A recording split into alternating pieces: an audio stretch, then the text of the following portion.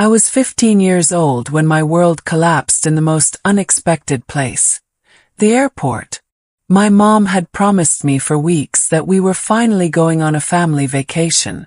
For once, it was going to be our time together, away from her busy life and her new husband, Richard. She had hyped up every little detail.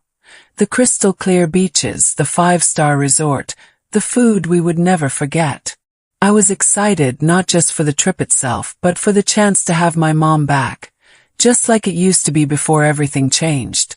As we wheeled our suitcases through the bustling terminal, I noticed how unusually quiet she was. Normally, she would be talking about outfits, food, or how Richard made all this possible. But this time, she kept glancing at her phone, almost nervously. I thought maybe she was stressed about flights or hotel check-ins. I didn't think much of it. I was too caught up in my own excitement. We reached the check-in counter, and I handed over my passport like she told me. But then something strange happened. Instead of checking me in with her, she whispered something to the agent. The woman gave my mom a confused look, then glanced at me before nodding. My mom turned to me with a fake smile plastered across her face. "Sweetheart," she said, smoothing down my hair. "There's been a change of plans. You're not coming with us." I laughed nervously, thinking she was joking. "Very funny, Mom." But her eyes didn't soften. Her lips pressed into a thin line. "You'll stay here for a while. Your aunt will pick you up. Richard and I.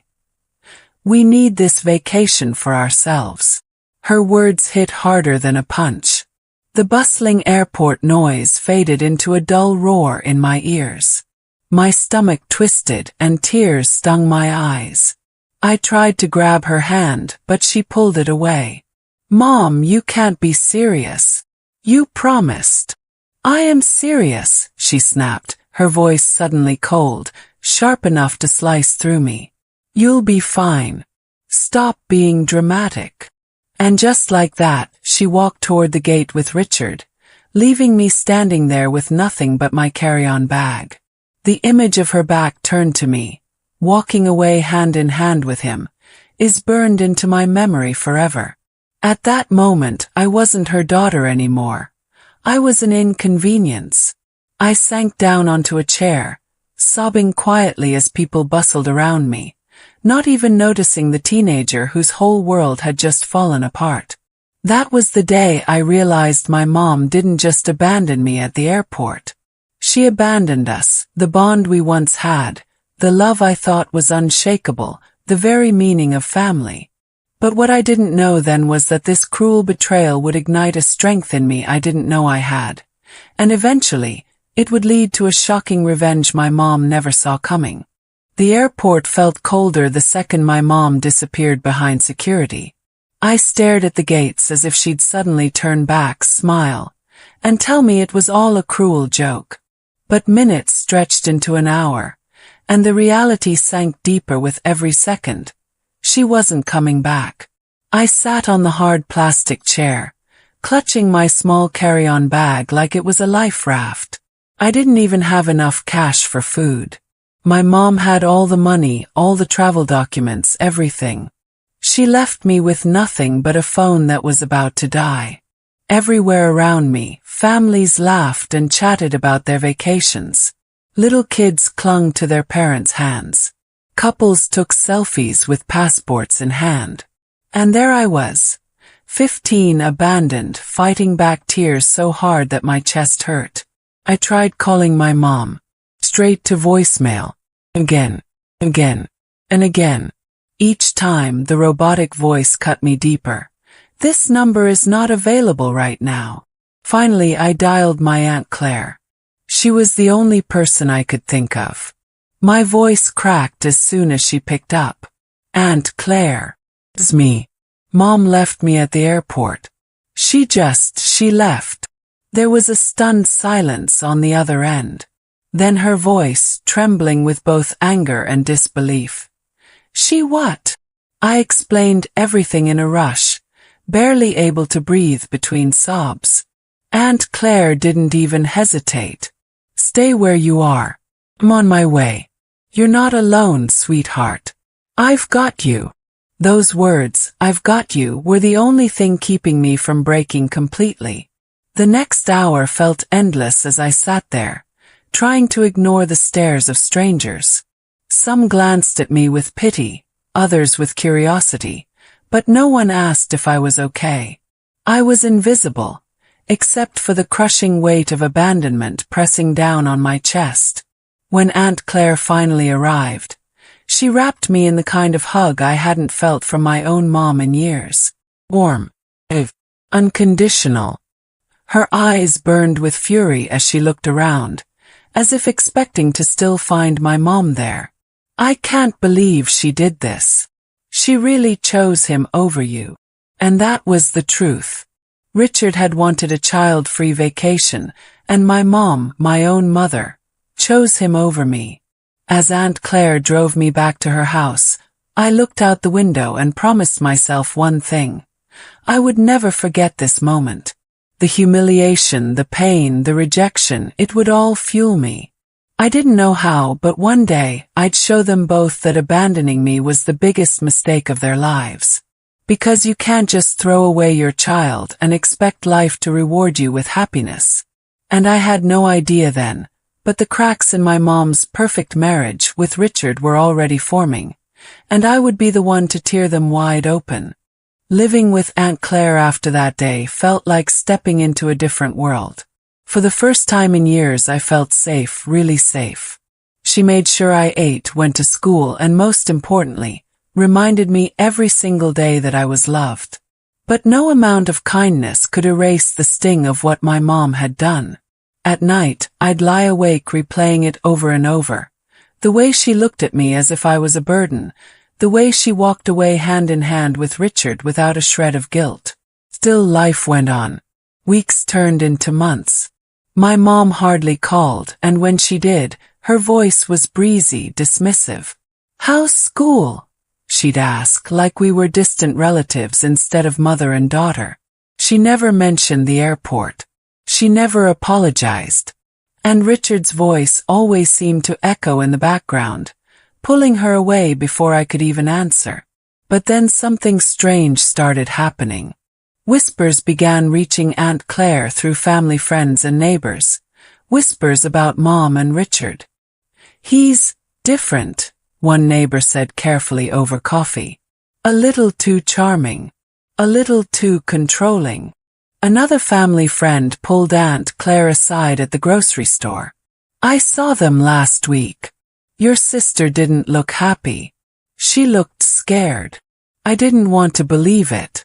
Mom had chosen Richard over me, had humiliated me, abandoned me, because she was so certain he was worth it. If cracks were showing already, then what did that say about the sacrifice she made? One evening, Aunt Claire sat me down. "Sweetheart, I need to tell you something. Your mom and Richard, they're not doing as well as she wants everyone to think." I leaned forward, my heart pounding. "What do you mean?" Aunt Claire hesitated, then said, "He's in debt, bad debt, and there are rumors that he's been unfaithful." For a moment I felt nothing, just a numb, empty silence. Then, slowly, the numbness burned into something darker. So, this was the man she threw me away for. Fraud. Liar. A parasite feeding off her desperation for love and luxury. That night, as I lay in bed at Aunt Claire's, I realized something important. Maybe my mom had abandoned me at the airport. Maybe she had chosen Richard over me. But her perfect life with him wasn't perfect at all. It was a house of cards waiting to collapse. And when it did, I decided I wouldn't just watch. I would be there. I would make sure she felt every ounce of pain she had caused me. The whispers about Richard wouldn't leave my head. Infidelity. Every time I thought about them, I saw my mom's face at the airport. The coldness in her eyes when she told me I wasn't coming. That memory used to crush me. But now, it lit a fire inside me. I wasn't just the abandoned girl anymore. I was the daughter she had thrown aside for a man who was already tearing her life apart. And I decided I wasn't going to sit back and watch her drown in the mess she created. No, I would be the storm that made it all unravel faster. I started small. Aunt Claire always said knowledge was power, so I began gathering information. Every time Mom called, her cheerful fake voice layered over Richard's laughter in the background. I asked questions. Where were they going? Who were they with? What business was Richard running this time? She thought I was just making conversation. She didn't realize I was taking mental notes, piecing together patterns. Then one afternoon I overheard Aunt Claire on the phone with a friend. She was saying Richard owed money to some dangerous people. My heart raced. That was it. That was the weakness I needed. I knew I couldn't go directly after Richard. Not yet. I was just a teenager and he was a grown man with resources. But lies always leave cracks, and cracks always spread if you press hard enough. So I came up with a plan. Step 1. Gather evidence. Not just rumors but proof. Step 2.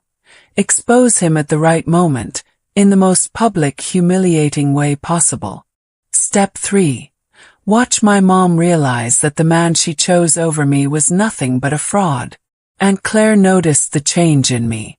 "Sophie," she said one night as we sat at the kitchen table, "you've been different lately.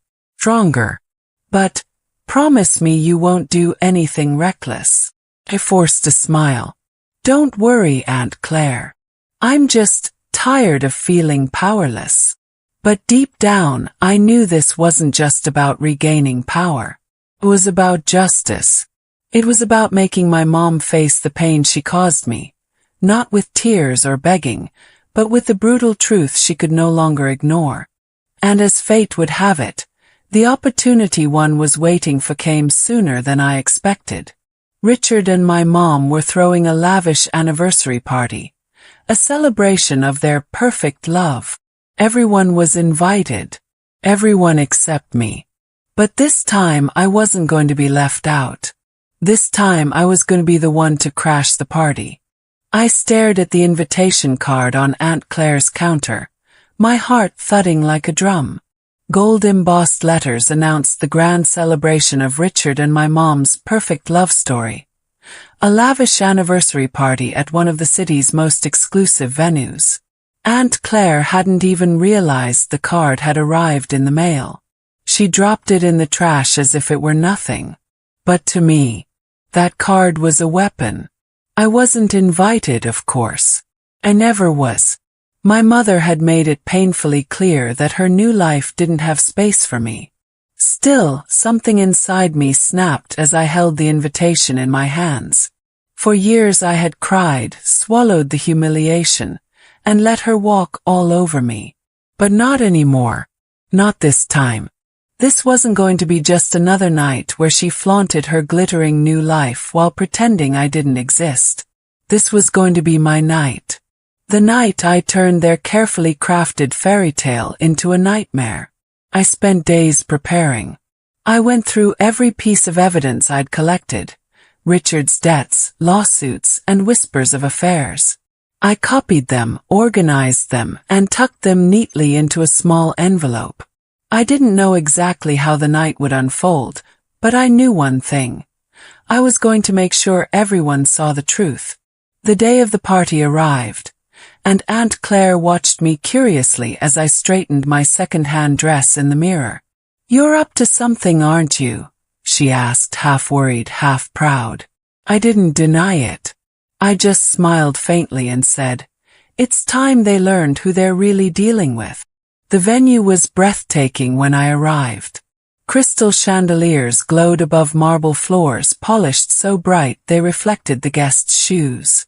Waiters floated through the crowd with trays of champagne and hors d'oeuvres, while laughter and chatter filled the air.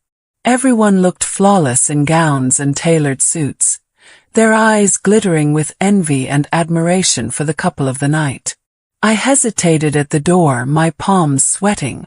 I didn't belong here. At least that's what they wanted me to believe. But then I thought about the airport. About my mom turning her back on me with nothing but a cold goodbye. The memory hardened me. I belonged here more than anyone. I slipped into the crowd unnoticed, my heart pounding.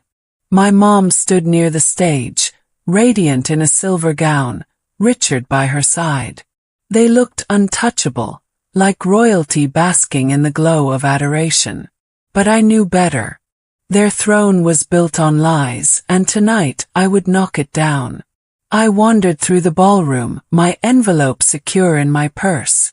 Every laugh, every toast made bile rise in my throat. How could they all cheer for a man like Richard?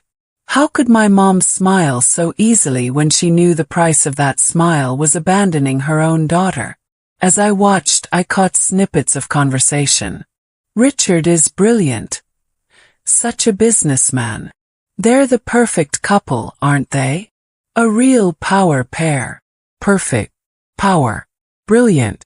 The words echoed in my head, each one fueling my anger. If only they knew. If only they saw the cracks beneath the surface. The music shifted, and a hush fell as Richard raised his glass. His voice carried smoothly through the room. To love, to loyalty, and to building a future together. I almost laughed out loud. Loyalty. Future. The hypocrisy was suffocating. My fingers tightened around the strap of my purse. Very soon. But just as I was about to move closer to the stage, something unexpected happened. My mom's eyes swept the room and landed on me. For a split second, her face faltered. Her lips parted in shock, and her hand trembled around her glass. She hadn't expected me. She hadn't wanted me. But now here I was. I didn't back down. I lifted my chin, meeting her gaze head-on. For the first time in years I felt powerful. The whispers started immediately. Guests turned, noticing her reaction, and then followed her line of sight, straight to me. Suddenly, the girl they all forgot existed was the center of attention. My mom's smile wavered, but she quickly recovered, forcing it back into place. Richard frowned, confused, and leaned toward her. She whispered something in his ear, and his expression darkened.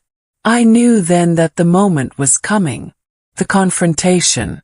The truth. The night everything would change. But little did I know, the secrets I carried weren't the only ones about to be revealed. Richard's past was darker than even I imagined, and by crashing their party, I had just opened the door to chaos none of us could control. The ballroom felt like a dream I wasn't supposed to be inside. Glittering chandeliers dangled above polished marble, music hummed softly in the background, and the air reeked of wealth, expensive perfume, fine wine, laughter that sounded rehearsed. Guests moved gracefully, as if the world had no weight on their shoulders. But as my mother's eyes locked onto mine from across the room, the dream cracked. For a second her mask slipped. Fear. Even a flicker of guilt. But then it vanished, replaced with a forced smile so polished it nearly fooled me. Nearly. Richard noticed her unease and followed her gaze. His sharp eyes landed on me, and his expression hardened instantly. That perfect businessman's smile twitched at the edges. In that moment I knew something. Richard saw me as a threat, and that was exactly what I wanted. The crowd began to murmur, curious glances darting my way. Whispers spread like wildfire. Who is she? Why is she here? Why does his wife look so pale? I didn't move. I didn't look away. I stood there, the girl they had thrown away, and held my ground as the weight of their stares fell on me. For once, the power was mine. Richard whispered something to a waiter, who quickly hurried toward me. He wanted me gone, erased, shoved back into the shadows where I had always been. But not this time.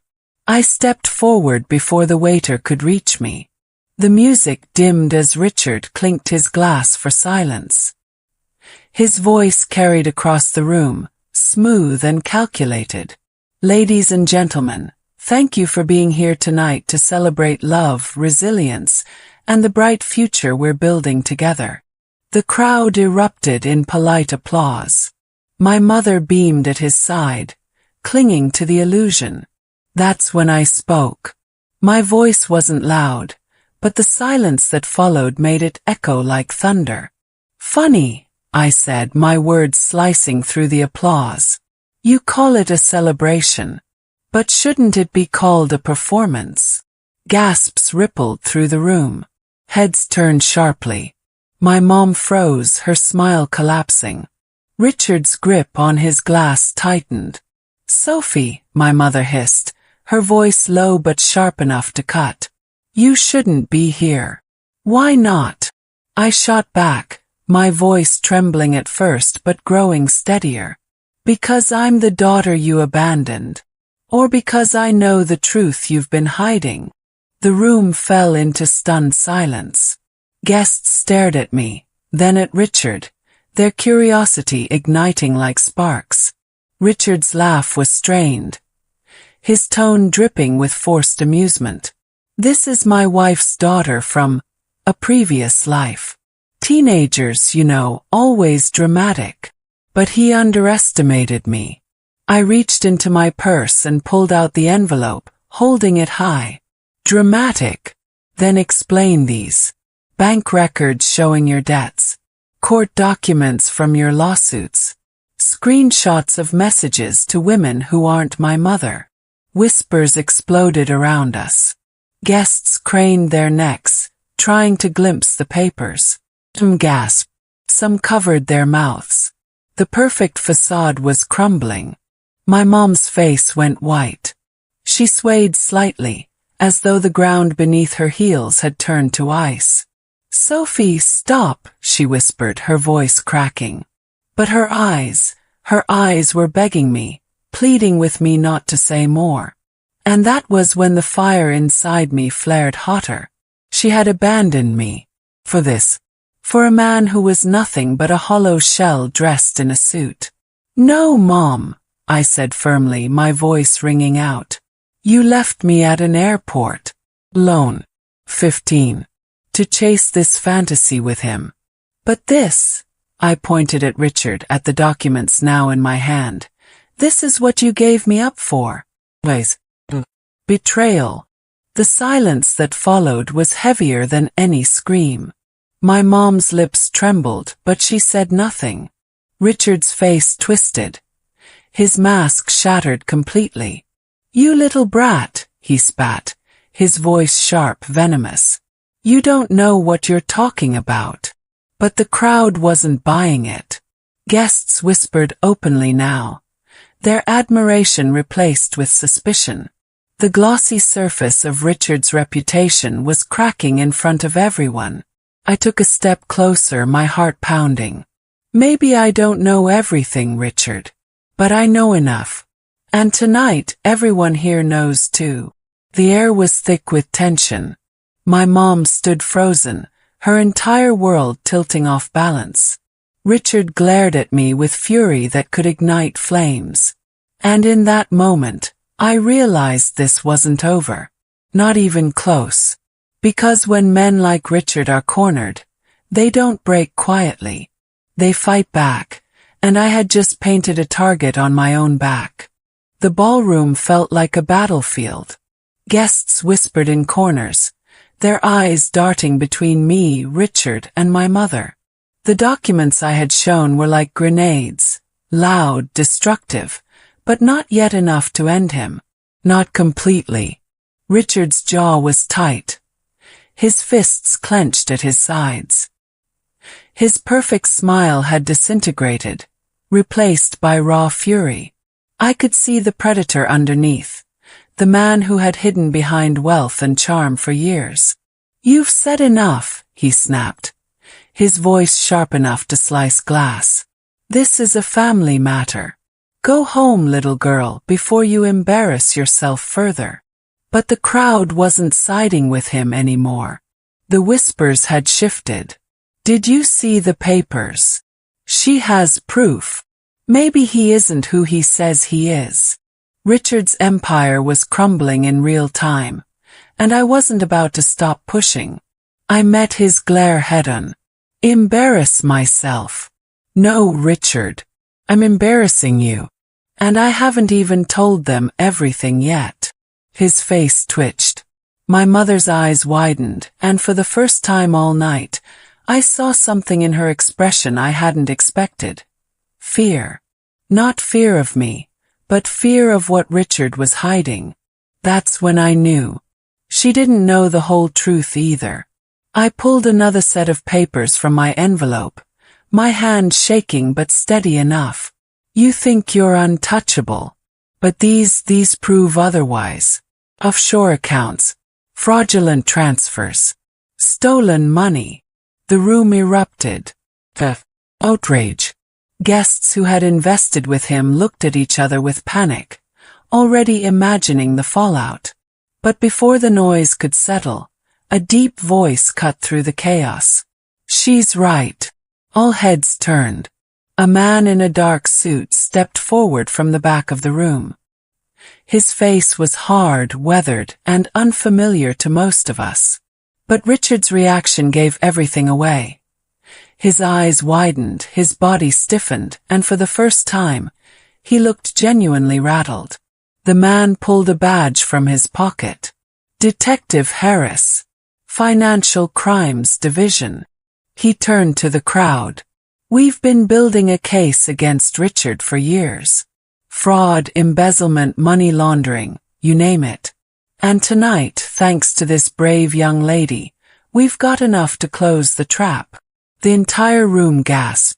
My mom staggered back, her face ashen. No, that can't be.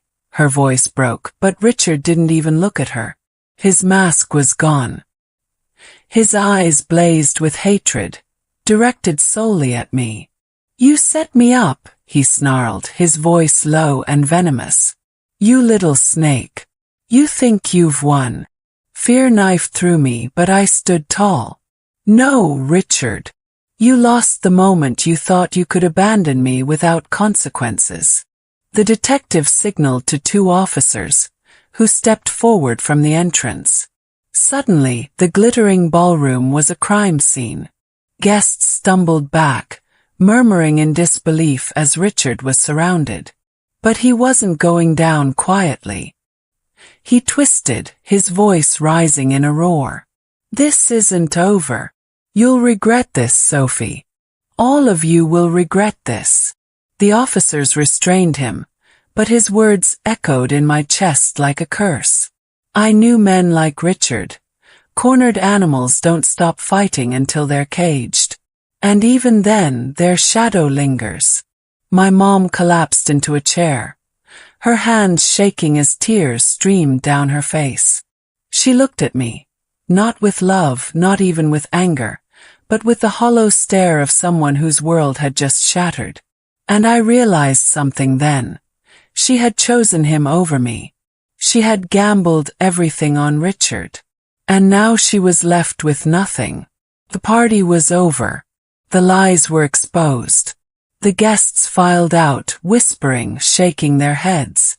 Richard was dragged away in handcuffs. But for me, it wasn't triumph I felt. It was something colder, heavier. Because exposing Richard hadn't just destroyed him. It had destroyed her too. And as much as I wanted to hate her, she was still my mother. Watching her crumble hurt more than I wanted to admit. But this story wasn't finished. Because when a family breaks apart, the cracks don't just disappear. They spread. They deepen. And sometimes, they reveal even darker truths than the ones you first uncovered. Now if you like my content, then subscribe my channel and also do your comment.